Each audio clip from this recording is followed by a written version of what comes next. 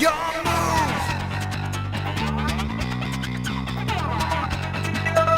What is going on, you guys? Bashtian YGO here, and today we're coming at you with another Before You Buy episode with Grand Creators coming out just around the corner. It's really exciting to go ahead and get the ball rolling on this really fun, interesting, I'm not really sure where to rate it deck. So the P.U.N.K or Punk archetype, again coming out of the Grand Creators set very soon. I believe this upcoming week, if I believe it or not, depending on when this video uploads. So let's go ahead and get right into it, guys. Now the Before You Buy series, if you guys are not aware or maybe have not been following it, Before You Buy series I started on the channel really analyzing 3 pros and 3 cons for each and every single deck coming out brand new in the Yu-Gi-Oh! TCG game. So I want to go ahead and break down, again, like I said, the Punk archetype. Now let's start off with the pros. The first pro is that unlike Monarch, which is known for being a bricky deck, both good high-level Punk monsters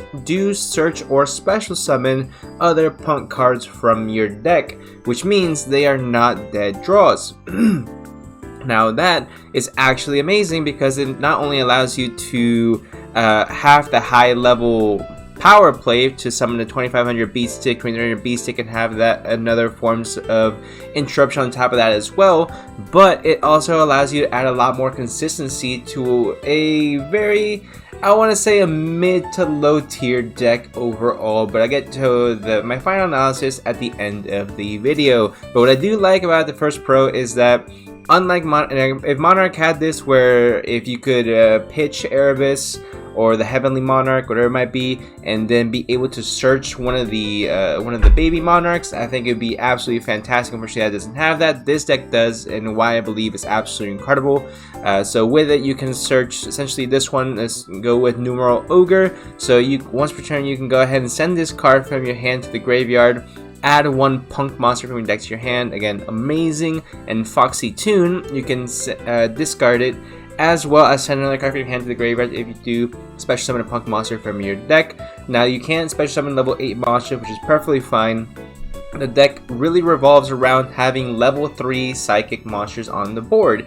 And what's level 3 psychic type monster? It is going to be Ghost Ogre. Ghost Ogre is incredible in this deck. Not only is it super easy to be tuned out with cards like Emergency Teleport. Are you okay? Okay. Not only is it incredible to be tunered out with a card like Emergency Teleport, it is a tuner as well in the event that you do need a tuner to go into your synchro plays. But not only that, is also, of course, a really powerful hand trap that I think is being slept on in the current Yu-Gi-Oh! Meta. Of course, you have to wait for the ban list to come out. I think it could really benefit from a 3rd Emergency Teleport, but we'll see that when the time comes. Another amazing pro to this deck is going to be the Synchro Monster Akioki Punk Amazing Dragon. It is a fantastic Synchro Monster. So basically what it allows you to do is to target cards your opponent controls up to the number of level 3 psychic monsters with different names you control and in your graveyard. Return them to the hand. So essentially, you have Ghost Ogre, you have the Seaman. We'll get to that name in a little bit because that's definitely a con. Madame Spider, level 3 Psychic Tuner. We got Wagon, and we have the Sharakatsu. This guy, the purple guy. So you have 1, 2, 3, 4, 5 potential targets you can go ahead and hit and just bounce them back up to the hand to leave yourself wide open, which also does play into effect with the Fusion Monster, which you can actually, when it's sent to the graveyard as a synchro material, target a Punk monster you control. It can make a second attack, so not only can you clear your opponent's entire board, but you can also attack twice with a 3000 beat stick. That is absolutely insane, this deck going second. Now, as far as playing around interruptions, this deck can do absolutely 0 of that, but then again, that's more of a con. The last pro I want to go ahead and see, well, that's pretty much it. Is going to be the consistency with the high levels, the amazing boss monster that it has, the synergy with Ghost Ogre, and that with a little bit of help from the ban list, it could actually be a very decent deck. Not tier 1, not tier 2, but a decent and fun loving deck.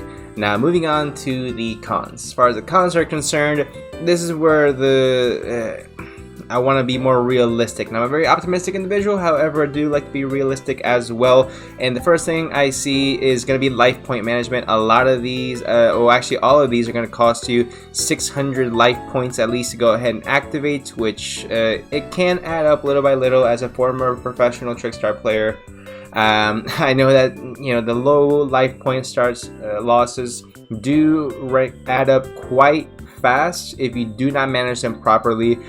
So just be careful with this deck.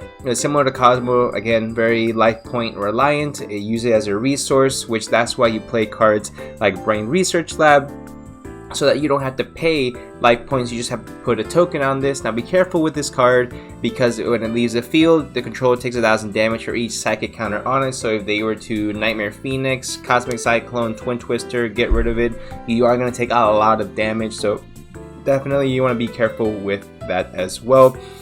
Second con that I see is going to be it has no real natural negations. You have to make your own negations, and even then it's really just going to be through instant fusion that I put Raijin or Millennium Eyes Restrict. As far as finding a natural negation that fits in this deck, it's been very, very tough, to be honest, and except for, of course, hand traps.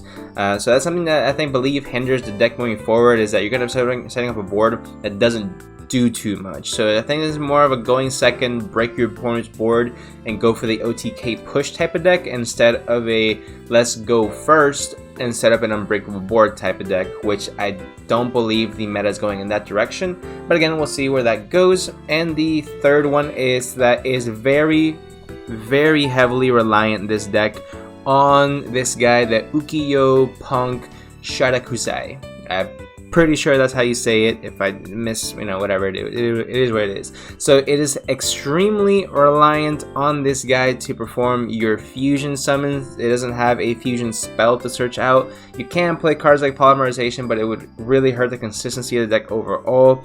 Plus, this guy by itself doesn't do anything. You need this alongside a level 3 Psychic to go ahead and, well, not necessarily level 3 Psychic, but just level 3 Tuner to go ahead and go into your Amazing Dragon. So it's a little bit clunky there, where it's overly reliant on this one guy in order to get the ball rolling, get the plays going. But overall, I mean, that seems to be more or less what the arc style is leading towards. The good thing is that all of these do have their own different effects, whereas Seaman, wow, Punk Seaman, don't demonetize. Well, I'm not monetized yet, but in the event that I do, YouTube, please, it's the card's name. So Seaman, you can add a Punk monster from your deck to your hand by paying 600 life points. Again, unless you have a way to search it, but then you can't really, special summon it. Now it does allow you to synchro summon during your opponent's turn, which is really, really cool as well, but there's no way to, again, get it on the board unless you use a card like E-Telly. So E-Telly, I think when it comes back to 3, like I said, it's going to be a huge, huge boost for the deck, but overall, it is what it is as far as that goes. I do not see this being a tier 1 deck or tier 2 deck, maybe tier 3. It'll be right there with current spirals that have everything banned. Unfortunately, I don't see it doing a lot of damage, but then again, I might be wrong. I have been wrong before, I have been right before. We'll see where that goes. So let me know what you guys think in the comment section down below. Let me know what you guys think about the Punk archetype specifically. Do you guys think it's going to be good? Are you guys hyped for it? Are you guys want it just for the artwork? Artwork wise, the Amazing Dragon, I think it looks absolutely gorgeous. A beautiful, beautiful card as well. But yeah, go ahead and leave a like on the video if you guys did enjoy. Subscribe for more analysis, for more before you buys, deck profiles, whatever it is that you like to see Yu-Gi-Oh related. You need it, I got it. So let me know what you guys think, and I'll go ahead and see you guys in the next one.